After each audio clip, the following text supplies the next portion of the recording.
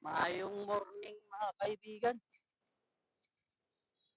Magpipitas tayo ng ating patula kasi mga kaibigan malaki na oh.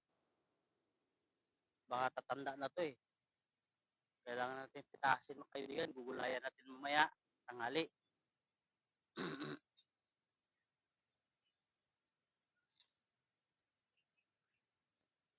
Bali meron tayong isang similya dito. Malaki. Ito mga kaibigan.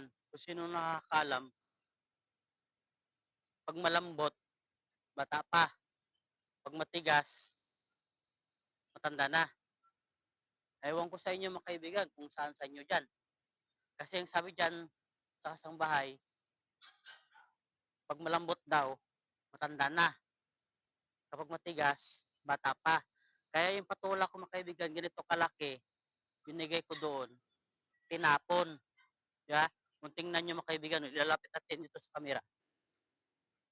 Oh, ganito kalaki. Oh, oh, tanda mo ha? Oh, oh. Ganito kalaki ang patula na binigay ko doon sa kasangbahay. Ngayon, yung isa, ginulay niya. Sabi niya, matanda na raw. Hindi ko alam kung niluto o tinapon. Pero yung isang ganito, itinapon. Kasi merong nakakita. Yung bata, naalalay niya doon sa kusina niya. Nakita na tinapon ito. Ang mali niya doon, hindi niya tinuro sa amin kung saan niya tinapon. Sana kukunin namin kasi gugulayin pa namin. Sayang ito, itatapon mo lang. Pinaghirapan mo ito, itatanim. Ngayon magbunga, tatapon mo lang. Inggit kasi yan, kaibigan, inggit. Ayaw niyang malamangan. Gusto niya, ang ipapakain niya sa sekretary, yung tanim niya lang. Diba? Tanim niya, hindi yung tanim ko. Pag yung matanim ko, sabihin niya pangit. Sinabi niya nakaraan sa mga sekretary, pangit daw. O, ang ging send namin doon sa amo namin kay doktora, good job, beautiful. O, diba? Beautiful. Sa kanya, not beautiful. Inggit eh. O, diba? Inggit. Yung tao kasi, pag mainggit sa kapwa, walang maganda. Lahat pangit. Wala rin kaming ginawang tama dito. Lahat mali. Diba? Lahat mali. Wala kaming ginawang tama. Puro mali. Ang sumbong niya sa boss namin, puro mali. Lahat mali. Di ba? Kaya pipitasin natin ito, gugulay natin. Titistingan natin, ipapakita ko sa inyo. Mamaya, ibabalag natin to kung talagang totoo matanda na. Ngayon, kung bata pa, kung matanda na, kasalanan ko. Pero kung bata pa, inggit tira yan. Di ba? Abangan nyo mamaya. Mayroon tayong isang upo doon. Hinarbis natin nakaraan yung upo, anim na piraso. Binigay natin doon sa sekretary. Yung tatlo, pinagati-hatian nila. Tatlong sekretary, tag-isa-isa sila. Yung tatlo, niluto niya sa kusina. Ang sabi niya naman sa mga sekretary, matanda na naman daw. Matanda ba yan? Ang lit-lit ko ng upo ko, kalit-lit pa.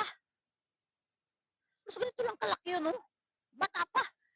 Ganito rin kalaki. Bago namin binigay doon sa sekretary, yung mga ganong klaseng gulay, tinistingan muna namin. Bago kami nagbigay doon, nakatatlong gulay kami na ganon kalaki. Ha? May ganito ring kalaki, ganito kalaki. Ganito kalaki. Ginulay namin, mas matanda, mas malaki ang ginulay namin, pero bata pa. O, ngayon, ang binigay namin doon, 6 na piraso, ganon din kalaki. Yung iba maliit pa. O, sabi niya mas sekretary, matanda na raw. O, di ba? Inggit, inggit, di ba? Inggit. O, kayo magsabi. Kayo mag-isip. Anong palagay nyo? O, di ba? Ngayon, ang sabi sa kanya ng sekretary, bata pa yan! Maliit pa nga yan eh. Isipin, bata pa yan. O, hindi na kayo may talikod. O, di ba? Tapos sabi niya pa kay pinarinig-rinig kay Mrs. May kilala raw siya manghula. Kasi yung kahoy na inimbak dito, nawala daw. Ngayon, kami pinagbibintangan. O, kaming pinag-iisipan. Bakit daw hindi namin binantayan kung talagang ibang nagpapakita namin? Ano kami, hindi matutulog? Grabe, bantayan namin yung magdamag, yung mata namin nakaganon, nakabantay dun sa kahoy. Ano, bayaran mo kami 1,000 isang gabi, babantayan ko yan. Oh, di ba? Inggit eh. Oh, ang sabi sa kanya ni misis, may alam ka pala manghula eh. Bakit hindi mo pinahulaan yung pera ni doktor na 1,500 na nawala? Hindi na kayo may nakatalikod. O, di ba? Nawala ang pera nung dito yung amo namin, nawala yung 1,500. Pinagbintangan yung dalawa, si misis at yung alalay niyang dalawa. Nagkagulo-gulo din sila dahil sa pera. O, ngayon sinabi ni misis, may kilala ka pala manghula eh. Bakit hindi mo pinahulaan yung pera ni doktor na 1,500 na wala? Sa likod siya, mata niya, nagaganon-ganon. O, di ba? Ah, dumabuang ko Mahalin ta de. Hindi mo gwantang mobilidad sila. Tanan na sala yan na.